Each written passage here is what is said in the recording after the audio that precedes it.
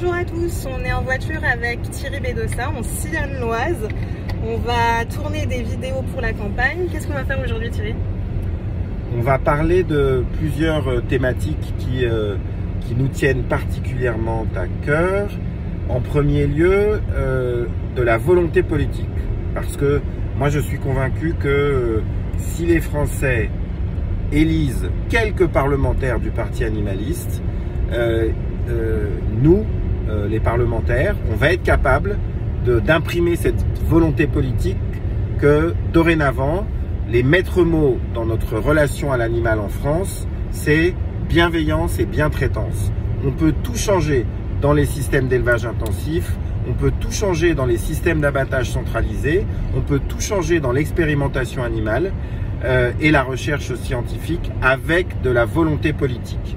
Et c'est vrai que pour le moment, la France ne s'illustre pas, l'État français, les dirigeants politiques élus, les administrations françaises ne s'illustrent pas par la considération qu'ils portent aux animaux. Bien au contraire, ils s'illustrent par l'absence de considération envers les animaux et les si nombreuses cruautés dont l'État français est coupable, lui et tous les dirigeants élus et les fonctionnaires de l'administration française. Et nous, on va montrer, en sillonnant les routes de la 4e circonscription de l'Oise, que quand il y a de la volonté politique, on peut tout changer. Et on a le petit Bouli qui est avec nous, qui est un petit pitbull qui a été sauvé de l'euthanasie. Bon, on connaît tous sur les nationales à double voie et sous les autoroutes, les ponts qui enjambent l'autoroute ou les nationales à double voie.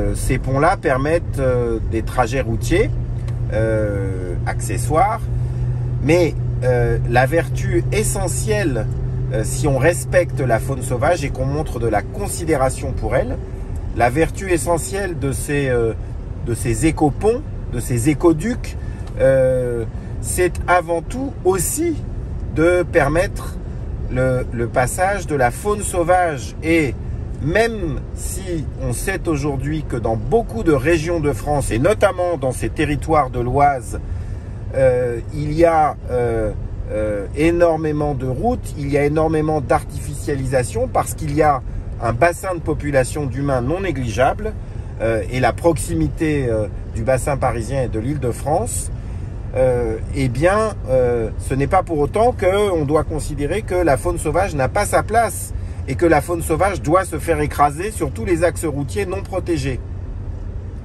C'est le principe de ces écoponts et de ces écoducs et on va vous en montrer un magnifique. Nous sommes en plein cœur du début de la forêt de Retz et là, qu'est-ce qu'on voit? Elisa, s'il te plaît, filme. Est-ce un pont autoroutier?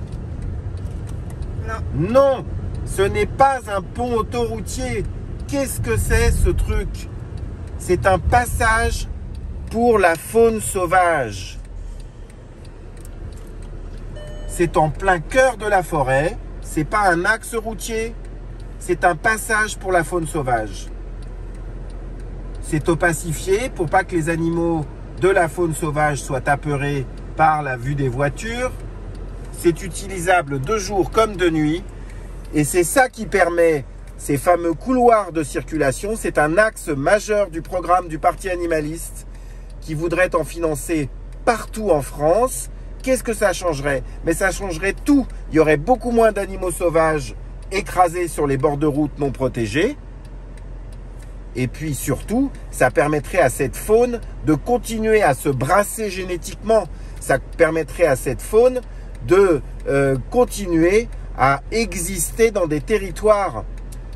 L'artificialisation, la densité d'habitat, ce n'est pas un problème si tous les réservoirs fauniques communiquent entre eux sans qu'on pousse les animaux, quels qu'ils soient, les animaux terrestres évidemment, des plus petits, ça peut être une salamandre, comme le montre cet écusson, et la vie des batraciens, des reptiles, elle est fondamentale dans la faune sauvage, dans la biodiversité. Ça permettrait à tous les occupants de la faune sauvage tous les membres de la faune sauvage, des plus petits comme les salamandres, jusqu'aux plus gros comme les sangliers en France, d'exister. Alors on va vous montrer ces passages pour la faune sauvage. Il y en a partout en forêt de Retz. Et pourquoi il y en a partout en forêt de Retz? Tout simplement parce que nous sommes dans le fief des chasseurs. Des chasseurs. Bravo Elisa. La forêt de Retz est une forêt extrêmement utilisée par les chasseurs. À partir du moment, là, c'est moi qui m'engage, ça n'engage pas le parti animaliste. Moi, je ne suis pas contre la chasse, je ne suis pas pour la fin de la chasse. Je veux juste mettre fin à tout ce qui est cruel. Et des cruautés dans la chasse, il y en a plein. Donc, je veux mettre fin à toutes les pratiques cruelles de chasse. Mais, quoi qu'il en soit, ce qui est paradoxal, c'est que dans cette forêt de Retz, tous ces écoponts, tous ces écoducs, tous ces écuroducs, qui sont un des axes phares du programme du parti animaliste, ils sont là pour faire plaisir aux chasseurs. Ils sont là, alors tant mieux, si les intérêts des chasseurs rejoignent les intérêts des amoureux des animaux, les intérêts du parti animaliste, c'est tant mieux. Regardez, nous arrivons vers un autre magnifique passage. Celui-ci avec un magnifique blason de sanglier. C'est génial. Ça, c'est de la considération affichée pour les animaux. Et c'est ça qui est si paradoxal. Là, les intérêts des chasseurs, comme les intérêts des amis des animaux, de tous les protecteurs, les militants associatifs, comme les sympathisants du parti animaliste, ils se rejoignent. Moi, je trouve ça merveilleux. Plutôt que de s'invectiver, de se jeter des insultes à la figure, plutôt que de se mépriser, plutôt que de ne pas vouloir parler aux chasseurs, plutôt que de ne pas vouloir parler aux paysans, plutôt que de ne pas vouloir parler à ceux qui font de l'expérimentation animale, moi je pense qu'il faut qu'on passe sa vie à parler avec eux. Il faut qu'on arrive à trouver comment on arrive à des consensus qui permettent des changements de paradigme. Et ces écoponts, ces écoducs, ces écuroducs, ils changent la vie des individus de la faune sauvage. Ils la changent de manière mais énorme. Ça permet le brassage génétique, ça permet un maintien de la biodiversité, ça permet un maintien des populations, ça permet que beaucoup moins d'animaux sauvages soient écrasés, soient victimes des accidents de la route.